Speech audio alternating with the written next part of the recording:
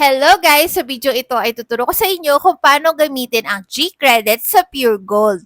Yung G-Credit, kadalasan ginagamit natin yan sa pagbabayad ng bills kagaya ng Meralco, tubig, internet. Pero alam mo ba na pwede mo rin siyang gamitin sa groceries kagaya sa Pure Gold. Kung gagamitin mo ang G-Credit sa pagbabayad ng bills kagaya ng Meralco, lumalabas na yung G-Credit sa payment options. Pero kung gagamitin mo ang G-Credit sa pagbabayad sa Pure Gold, iba ang proseso niya at meron ka mga bagay na kailangan mong malaman. Number 1 na dapat mong malaman, kailangan tanungin mo muna si cashier kung online ba ang GCash payment. Kasi kung offline sila, hindi mo rin magagamit ang G-Credit. Number 2, kung ano lang ang G-Credit limit mo, yun lang ang total na dapat na pinamili mo. Kasi po si G-Credit, hindi niya sinusuportahan ang split payment. So, ibig sabihin, kapag ka sobra yung pinimili mo dun sa G-credit limit mo, hindi mapoprocess ang transaction. Lalabas kay cashier na decline or insufficient funds or credit. So, dapat lahat ng items na ilalagay mo sa push cart ay calculated mo na. So, hindi pwedeng 1,500 yung total checkout mo tapos ang G-credit limit mo lang ay 1,000. So, hindi kasi nga nagsusupport si GCash ng split payment.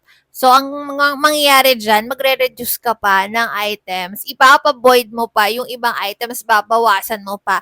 E di, syempre, di ba hassle yun? So, kailangan calculated mo na bago ka pa makarating sa cashier. So kapag ready na kayo magbayad sa cashier, open nyo lang ang GCash account nyo at click nyo ang QR code sa baba. Ngayon, i-click nyo naman ang Generate QR. And then, click mo yung Pay using QR code. Ngayon, i-click mo tong Change sa taas. Ito yung pinaka-importante. So, kapag click mo yon, lalabas na yung G-Credit. So, click mo lang ang G-Credit and then use G-Credit as payment method. Ngayon, pwede mo nang ipascan ang QR code sa cashier. Importante din na malaman mo ang cut-off para makalculate mo yung due date. Kasi minsan, di ba, hinihintay na lang natin yung sweldo para tatapat sa sweldo yung pagbabayad. So, kailan ba yung due date? So, ang due date mo is 15 days after your billing date.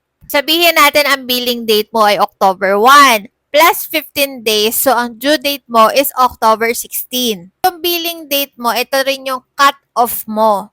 So, kunyari nga, October 1 ang billing date mo. Pag bumili ka na October 2, October 3, next cut-off na yung pagbabayad nun. Ang pagbabayad no, November 16 na.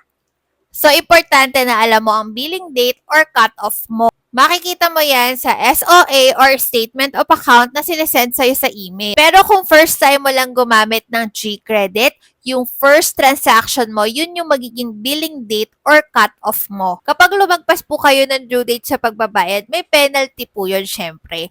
Kaya, importanteng malaman yung billing date nyo para maisakto nyo dun sa sweldo or sa dating ng pera.